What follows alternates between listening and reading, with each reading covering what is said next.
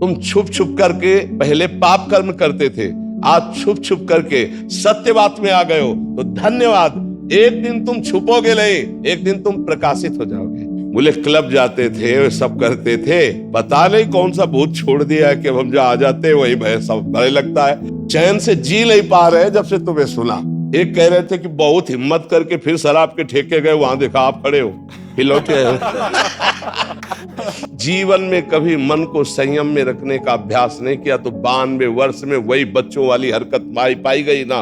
मतलब इस स्थिति में थे कि करुणा उत्पन्न हो रही थी। हम कहा एक बात अब मान लोगे? बोले अब जो बोलो। कहा राधा राधा राधा राधा। बोले अब जब तक श्वास रहेगी तब तक आपका ध्यान और नाम। तो हम कहा जहां भी रहोगे तुम्हारा मंगल होगा, और जब शरीर छूटेगा तो वृंदावन में कह रहे भगवान की तुम्हें प्राप्ति होगी, तुम निश्चिंत रहो।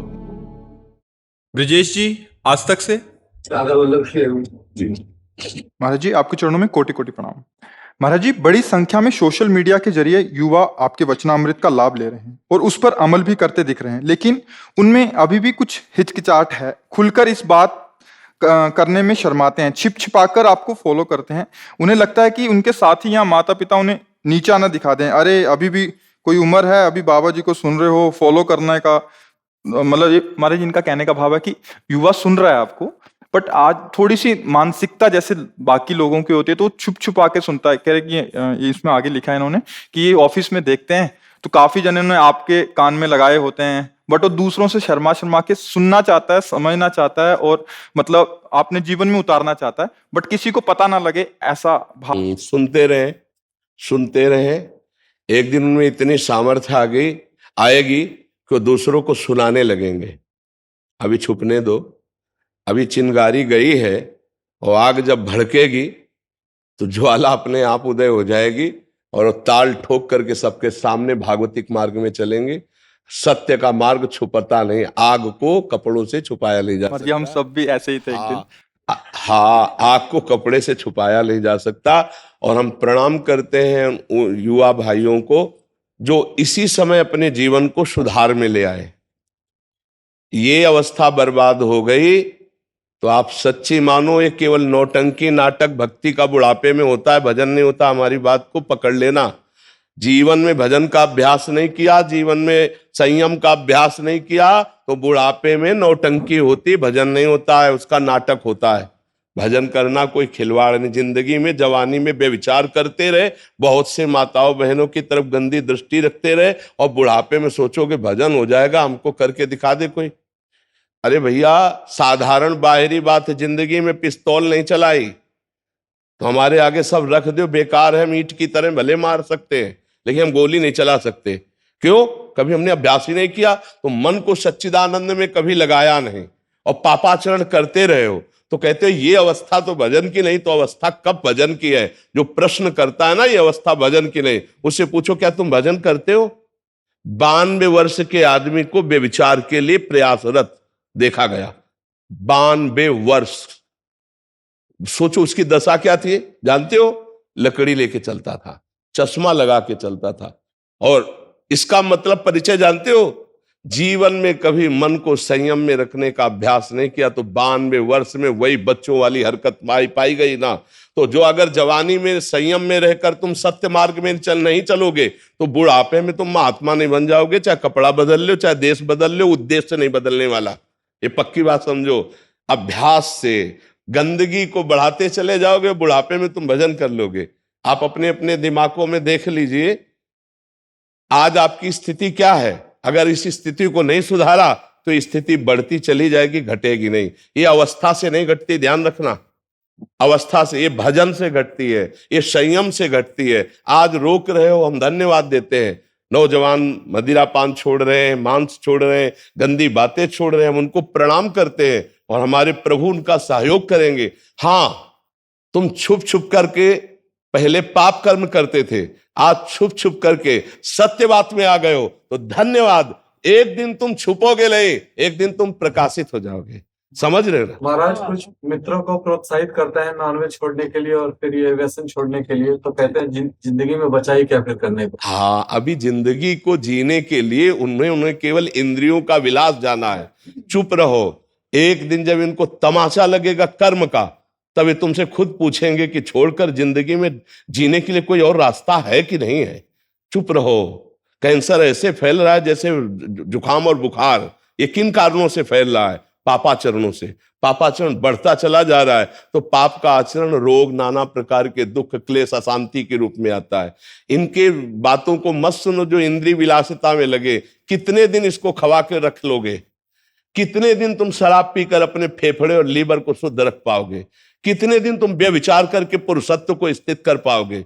काल के एक तमाचा में मिट्टी में मिल जाओगे। फिर तुम्हारे जीवन का फल क्या रहा? जी रहे हो, धन कमा रहे हो, किसके लिए? भोग भोगने के लिए। और भोग भोग कर जी किसके लिए रहे हो? भोगने के लिए। बस एक ही क्रम। जीने का उद्देश्य मानव जीवन का धर्म है, सत्य है, राष्ट्र है, भगवान है। ये कहां उच्च विचार रह गए? क्यों? केवल इंद्रियों के गुलाम बन गए। शराब पीना, बेविचार करना, मांस खाना कर लो। एक समय आएगा, मन पछताई है, अवसर बीते। जब समय चूक जाएगा तब तुम्हारे सुधरने के चांस नहीं होंगे और फिर तुम्हें दुर्गति भोगनी होगी। ऐसे मूढ़ पुरुषों को कभी भी अपना मित्र नहीं बनाना चाहिए। जो हमारे सतमार्ग की बात नहीं सुनते हैं वो बेचारे हैं। हमें उनकी बात नहीं माननी और उनका संग नहीं करना। नहीं, संग का रंग चढ़ता है पक्का। यदि तुम में इस कोटि का भजन है तो उनका परिवर्तन हो जाएगा, नहीं तुम्हारे भजन में विक्षेप पड़ जाएगा। सुनो इनकी बातें। बातुल भूस बिवत मतवारे, तेले बोले बचल विचारे, तिनकर कहा सुनी नहीं काना। एक सज्जन आए थे, वो कह रहे थे कि तुम कोई भूत रखते हो क्या महात्मा जी?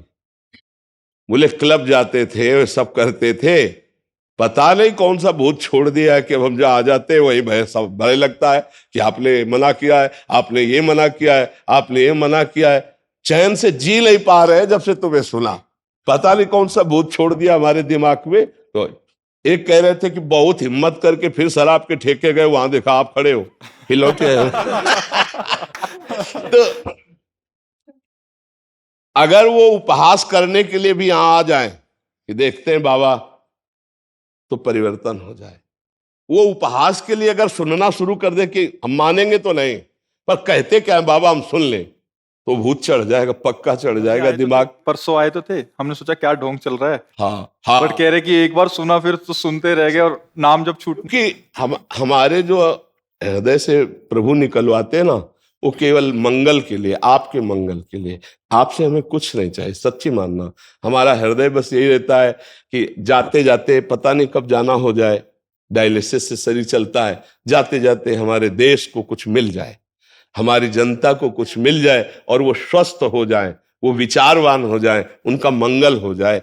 अब दीपक में जितनी सामर्थ्य है उतना ही जलेगा, हाइलोजन में जितना प्रकाश उतना ही करेगा, सूर्य में जितनी ताकत है उतना प्रकाश करेगा। सब अपनी अपनी क्षमता के अनुसार करते ना। तो ये भागवती क्षमता है जो आप लोगों को परिवर्तित कर रही। भगवान निमित्त बना रहे हैं इधर और काम स्वयं वो कर रहे हैं। और पक्का जो उपहास करते हैं उनका भी मंगल होगा, जो आज निंदा करते हैं उनका भी मंगल होगा। कल वो परिवर्तित होंगे पक्का। क्योंकि जब हम स्वार्थ रहित होकर के ये बात करेंगे ना तो वो उनके ऊपर चढ़ जाएगी और उनका मंगल करेगी। ऐसी घटना घटेगी, कोई एक बात मान लेंगे, पक्का समझना। एक अनुभव की बात बता रहे कि एक डॉक्टर थे, अमेरिका से पढ़ के आए थे और वो कभी भक्ति सिद्धांत ये सब जानते नहीं थे, तो वो सदैव निंदा करते थे संतों की। उनको समझ नहीं थी ना, तो उनको ये लग रहा था कि ऐसा भगवान और संत और उनके लिए कुछ नहीं ऐसा। क्योंकि पढ़े लिखे वैज्ञानिक डॉक्टर तो कोई मान्यता।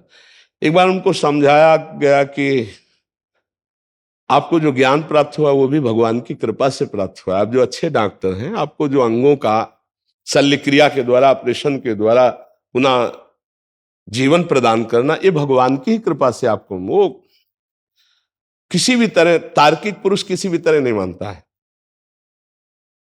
अचानक घटना घटी, एक्सीडेंट हुआ और उन्हीं की मेरुदंड टूट गई। और वो ऐसा सिस्टम है कि पूरा जीवन बर्बाद हो गया। तो एम्बुलेंस में लद के उन्होंने इच्छा जताई थी एक बार बाबा से हमें मिला दो। तो हितधाम में थे, एम्बुलेंस में वो नहीं आ पाए, रोड तक वो आए, रोड तक हम गए निकल के, रो रहे थे। और कह रहे थे है भगवान तो मुझे बचा ले। अब मतलब इस स्थिति में थे कि करुणा उत्पन्न हो रही थी। हम कहा एक बात अब मान लोगे? बोले अब जो बोलो। कहा राधा राधा राधा राधा। बोले अब जब तक श्वास रहेगी तब तक आपका ध्यान और नाम। तो हम कहा जहां भी रहोगे तुम्हारा मंगल होगा, और जब शरीर छूटेगा तो वृंदावन में कह रहे हैं कि भगवान की तुम्हें प्राप्ति होगी, तुम निश्चिंत रहो, बस सह लो, ये कोई प्रारब्ध भोग था और तुम्हारा परिवर्तन इसी से होना था। तो जब कोई ज्यादा उद्दंडता करता है तो फिर उनका प्रारब्ध भोग उनको उत्तर दे देता है और समझाने की योग्यता प्रदान कर देता है। जब तक बल रहा गजेंद्र में भगवान को याद नहीं किया, और जब जाना कि एक ही झटके में ग्राह ले जाएगा तब हरी। तो जब तक अहंकारी को चोट नहीं पहुंचती अहंकार में, तब तक वो भगवान और संतों को नहीं मानता। और जब एक बार उस पर प्रहार होता है तब उसको समझ में आता है कोई भगवान है, कोई है जो विश्व का विधाता है। इसलिए आप लोग तो ये उनकी बातों में प्रभावित मत होना और उनकी चिंता भी मत करना, क्योंकि एक जगह ऐसी है जहां एक दिन सबको लौट के आना पड़ेगा। आज नहीं तो कल तुम्हारा दिमाग जब थकेगा और संकट में फंसेगा तब तुम्हें नजर आएगा कि कोई है अगर तो ईश्वर है, वो मुझे बचा सकता है। पक्की बात समझ लेना। यहां स्वतंत्र नहीं, कर लो पापाचरण, जहां परिणाम आएगा तब तुम्हें ईश्वर की याद आएगी, पक्का आएगी। मन पछतई है अवसर बीते। अभी अवसर है तो मनोरंजन कर लो, अवसर हटेगा तो भोगना पड़ेगा। हमारी सबसे प्रार्थना है, आप लोग सौभाग्यशाली हैं, आप वृंदावन आए, आप संत समागम में आए, आप शराब मत पीना, मांस मत खाना, बेविचार मत करना, जितना हो सके वीर्य का संयम रखना और राधा राधा बोलना, आपको मंगल हो जाएगा। हमारी बात मान लेना, हम आपके ऐसे मित्र हैं जो आपका परम मंगल करने की बात कर रहे हैं। कोई स्वार्थ नहीं आपसे, आप हमारी आत्मा, आप हमारे प्राण हैं। अगर आप सही ढंग से चलेंगे तो इसमें हमको लाभ मिलता है। क्या लाभ मिलता है? आपको सुखी देखकर मुझे सुख होता है। संतों को एक ही कष्ट होता है, जब कोई मनुष्य जीवन प्राप्त करके गंदे आचरणों में बढ़ता है तब उन्हें दुख होता है कि इस जीवन से भगवान की प्राप्ति हो सकती है, ये दुखों को मोल लेने जा रहा है। पापाचरण करके आज तक कौन सुखी हुआ है? अरे रावण जैसा कोई बलवान हुआ है क्या? बंदर ऐसे अपने पैर से उसकी खोपड़ियों में लात मारते जैसे फुटबॉल की तरह। तो मंदोदरी ने जो जब दशा देखी तब कहा, राम विमुख अस हाल तुम्हारा और रहा न कोकुल रोवन हारा। वो दशानन जब चलता था, बाजू ठोक देता था, लोग के लोग कांप जाते थे। आज उसके खोपड़ियों को इस तरह से अपमानित इसलिए किया जा रहा है कि भगवान से विमुख होकर चरित्रहीन हो गया। समझ पा रहे? ये सब रहे न रावण सम अभिमानी, हिरणा कश्यप सम वरदानी, खान विभव की खान, जगत में कुछ दिन के मेहमान, भजले श्री भगवान, जगत में कुछ दिन के मेहमान। इसलिए आप लोग तो गंदे आचरण मत करना। जो आ गए हैं उनका कल्याण तो जरूर ही होना चाहिए, और जो सुन रहे हैं भगवान उन पर कृपा करेंगे, उनकी भी बुद्धि बदलेंगे, और जो उपहास कर रहे हैं उनको भी बदलना पड़ेगा, आज नहीं तो कल। हाँ, उनके बदलने के लिए थोड़ी कड़वी दवा का प्रयोग होगा। जब उनके अहम पर चोट पड़ेगी तब वो भगवान को याद करेगा। अभी अहंकार है तो अभी थोड़ा मलिनता है। इसलिए आप लोग कृपा करके अच्छे मार्ग के पथिक बनो, दुख सुख दोनों बराबर सहो। दुख में भूलो नहीं प्रभु को, शोकित मत हो, और सुख में फूलो नहीं, अहंकार मत करो, सह जाओ। संघर्ष में जीवन मानव का होता है। भगवान अवतार लेकर ये दिखाए हैं। ऐसा नहीं कि दुख आपके ऊपर आएगा और दूसरों के ऊपर नहीं आता। दुख सुख दोनों का क्रम चलता रहता है। तुम एक वीर बनो, दुखों को सहो और सुखों को ऐसे फूल मत जाओ कि अभिमान करके दूसरों को दुख देने लगो, तो कुछ दिनों में स्थिति आ जाएगी। हम भगवान के अंश हैं, हर स्थिति के प्राप्त करने के अधिकारी हैं।